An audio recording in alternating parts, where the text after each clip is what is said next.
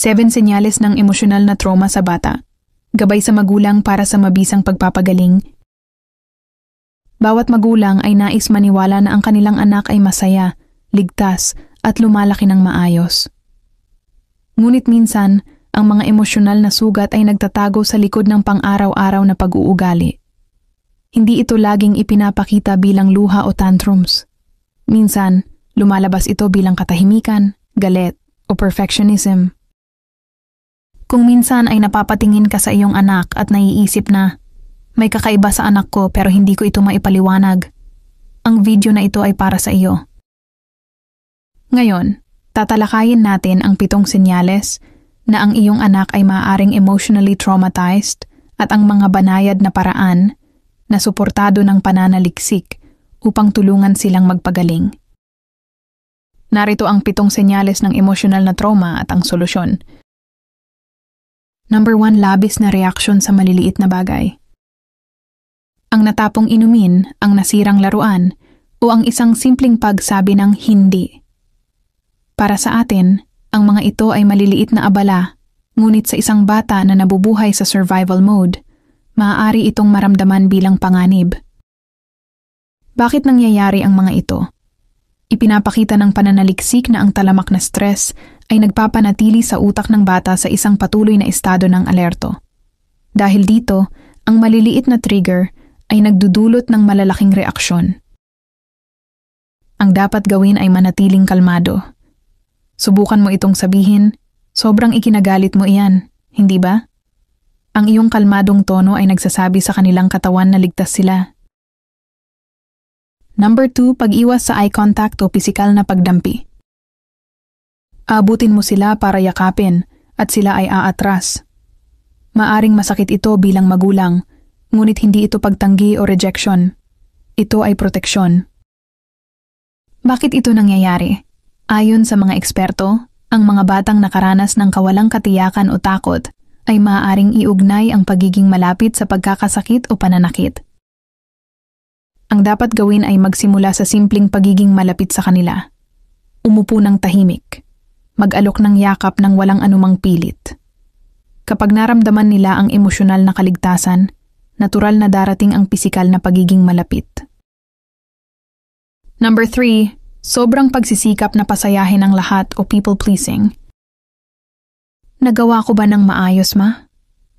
Ang mga batang nakaramdam ng kawalang katiyakan ay natutong panatilihing masaya ang iba bilang paraan upang maiwasan ang conflict. Bakit ito nangyayari? Tinatawag itong fawn response ng mga psychologist, isang survival pattern upang manatiling ligtas sa pamamagitan ng pag-apruba ng iba. Ang dapat gawin ay tiyakin sa kanila na hindi kailangang kitain ang iyong pagmamahal. Sabihin sa iyong anak na hindi mo kailangang maging perpekto para mahalin kita. Ang walang kondisyong pagtanggap ay nagtatayo muli ng tiwalang inalis ng trauma. Number 4, hirap na ipahayag ang emosyon. Minsan, tumatawa ang mga bata kapag nasasaktan o nananahimik kapag galit. Hindi ito masamang pag-uugali. Ito ay emosyonal na shutdown, isang senyales na labis silang nabibigatan para ipahayag ang totoong nararamdaman. Bakit ito nangyayari? Kapag ang emosyon ng isang bata ay hindi sinasalubong ng pag-unawa, pinoprotektahan sila ng kanilang utak sa pamamagitan ng pagtatago ng mga damdaming iyon. Ang dapat gawin ay maging huwaran ng emosyonal na katapatan. Sabihin mo, naiinis ako ngayon, pero humihinga ako ng malalim. Kapag pinangalanan at pinamamahalaan mo ang iyong emosyon ng maingat, natututo silang ligtas din para sa kanila ang maramdaman at ipahayag ang nararamdaman nila. Number 5, matinding pagdistansya or sobrang independent. Maaring bihira silang humingi ng tulong at ipinipilit na gawin ang lahat ng mag-isa. Bakit ito nangyayari?